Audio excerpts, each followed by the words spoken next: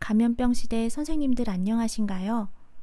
이 시대의 선생님들은 학생들과 어떤 이야기를 나누고 계신가요? 선생님들은 수업 설계에 있어 어떤 고민을 하고 계시는지 궁금합니다.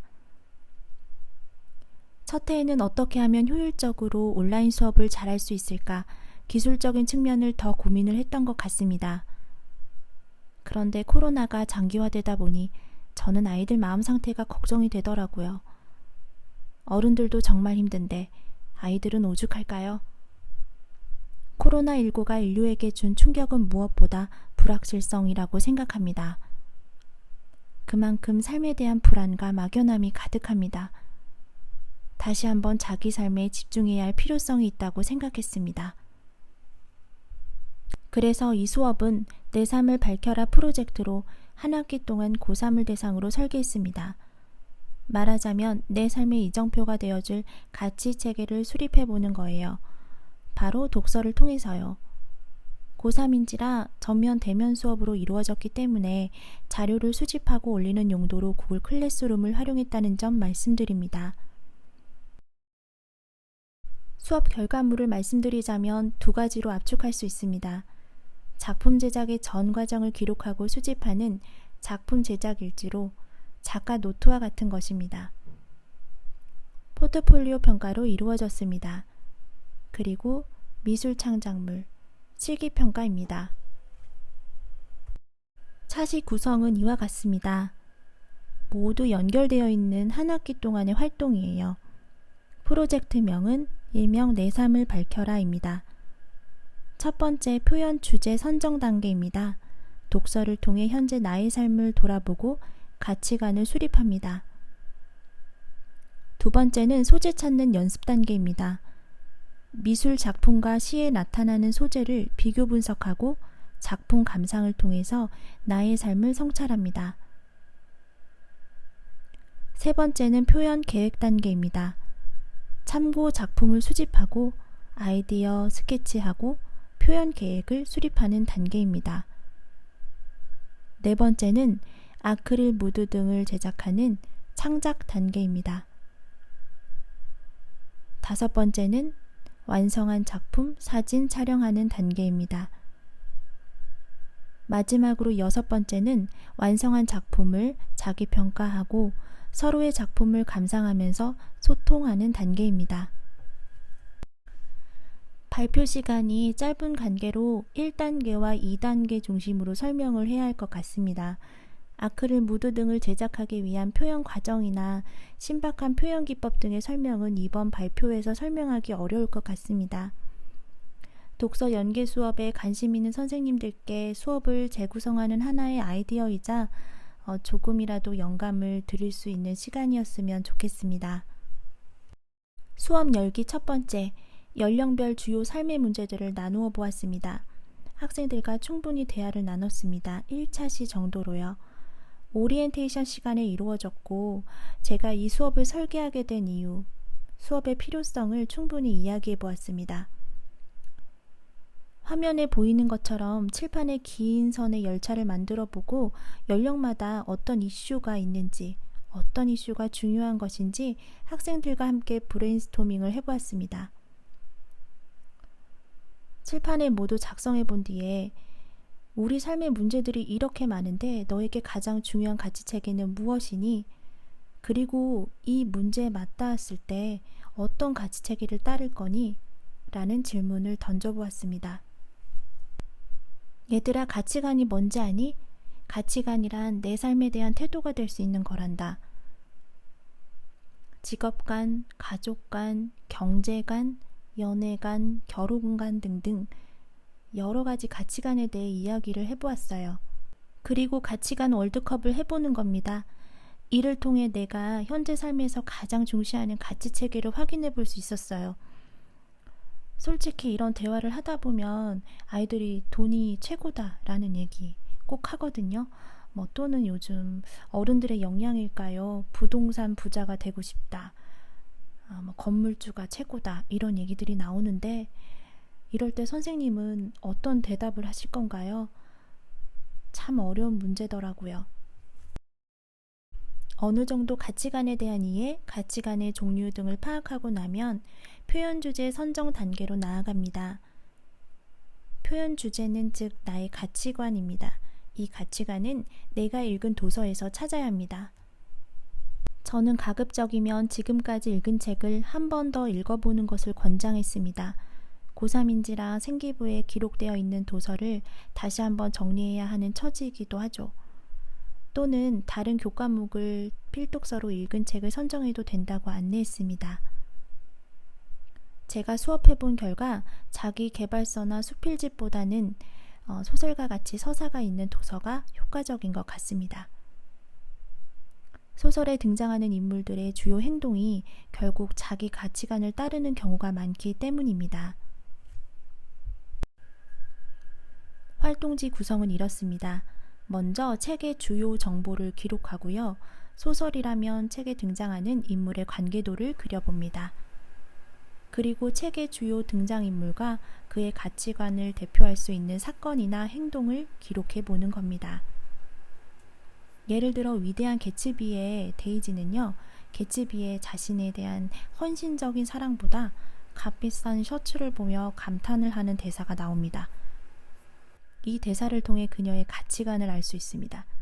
즉 그녀는 사랑보다 물질이 앞서는 경제관이 우위에 있는 여성이라는 점을 보여줍니다. 자신의 가치관과 가장 유사한 인물은 누구인지 또는 자기의 가치관에 가장 반하는 인물을 정해보고 그 이유를 작성해봄으로써 나라면 어떤 선택을 했을지 생각을 기록합니다.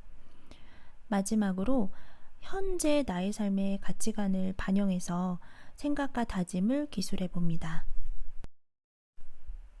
이 도서자료 보고서 활동지는 작품 제작 일지에 수집합니다.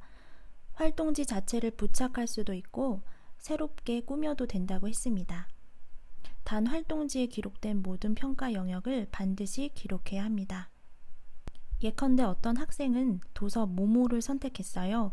등장인물의 행동과 태도를 보면서 삶에서 마음의 여유를 잃지 않겠다는, 즉 여유라는 가치관을 선택했습니다.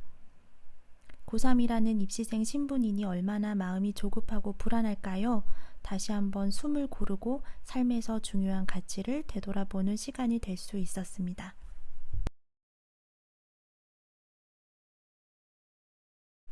학생들은 독서를 통해 가치관을 수립했을 겁니다. 학급별로 브레인스토밍을 통해서 학생들이 어떤 가치관을 선택했는지 데이터를 정리합니다. 선생님들께 이 활동에 멘티-멘터 앱을 추천합니다. 아이들이 휴대폰으로 바로 작성할 수도 있고 교사는 따로 정리할 필요 없이 결과를 확인할 수 있으니 정말 효율적인 것 같습니다. 또는 아날로그 방식으로 학급 대표가 나와서 칠판에 적어가며 의견을 수립하는 것도 괜찮은 방법인 것 같습니다. 저는 우리 학교 이과반을 가르치고 있는데요. 이과반 학생들이 선택한 주요 가치체계는 이와 같았습니다. 삶과 죽음에 대해 생각하는 학생들이 적지 않다는 것에 깜짝 놀랐던 시간이기도 했죠. 여기부터 좀 시간이 들고 번거로울 수 있는데요. 그래서 저는 중간고사 기간에 이 작업을 끝마쳤습니다. 아이들이 선택한 가치체계를 표현한 미술 작품과 시를 찾아 매칭하는 작업을 했습니다.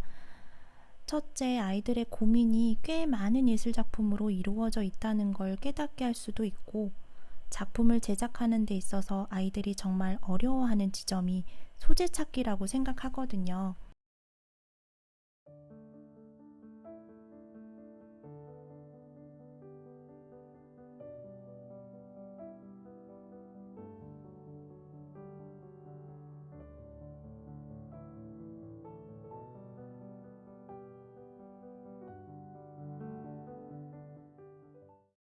학생들이 선택한 작품들이에요. 선생님들이 매칭한 리스트를 토대로 새롭게 작품을 짝지어 보기도 했습니다. 시 같은 경우는 수능 범위에 해당하는 작품을 찾아오기도 하더라고요. 저는 이렇게 기존의 지식을 연결하여 응용하는 모습이 참 좋다고 생각합니다.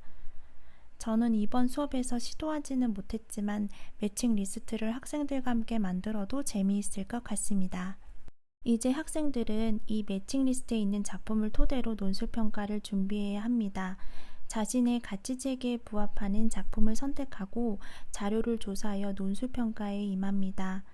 그 전에 미술 감상 수업을 1차시 진행했습니다. 국어 시간에는 현대시 수업 등에서 소재 찾는 연습을 정말 많이 하는데 미술 수업에서는 좀 부족한 것처럼 느껴졌어요. 이 논술평가의 핵심은 소재 찾기입니다. 그래서 많이 찾을 수 있는 작품을 준비해 주시면 좋습니다. 감상 수업 활동지는 이와 같이 재구성해 보았습니다.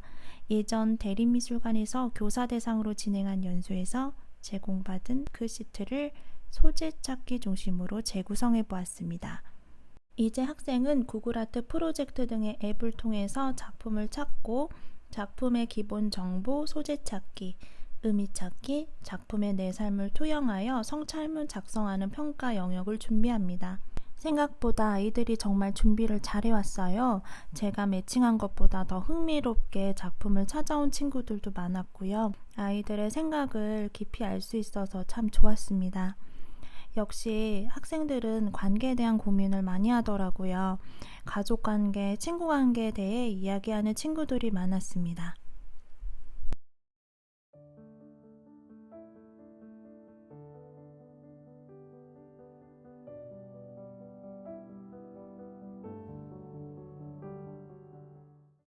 그 다음 활동으로는 이제 본격적으로 작품을 제작하는 건데요.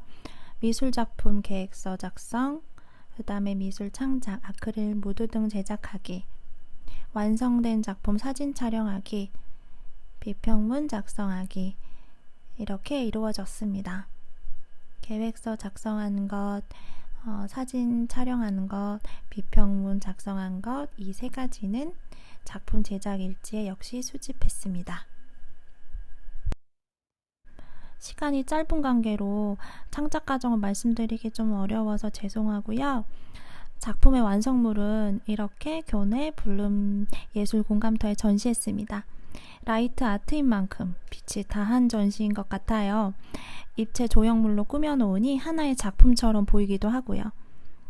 또 작품 제작 일지를 작품과 같이 비치해 놓으니 작가 노트 같기도 하고 학생들의 작품 제작 과정이 모두 담겨 있어서 의미 있다고 생각합니다.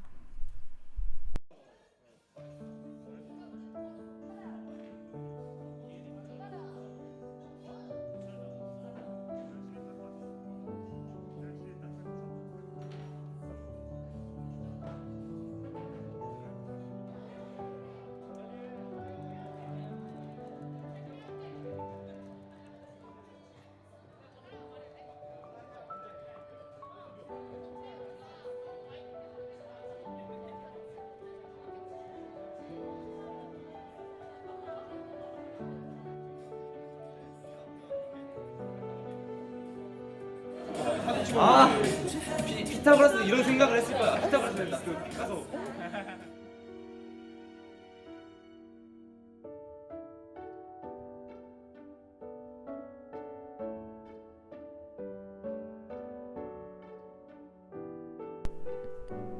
이 무드등처럼 학생들의 인생에서 자기가 세워본 가치관이 하나의 빗줄기가 되어주었으면 좋겠습니다. 길을 잃지 않도록요. 이상 제 수업 소개를 마칩니다. 지금까지 제 발표를 들어주셔서 정말 고맙습니다. 선생님 항상 건강하세요.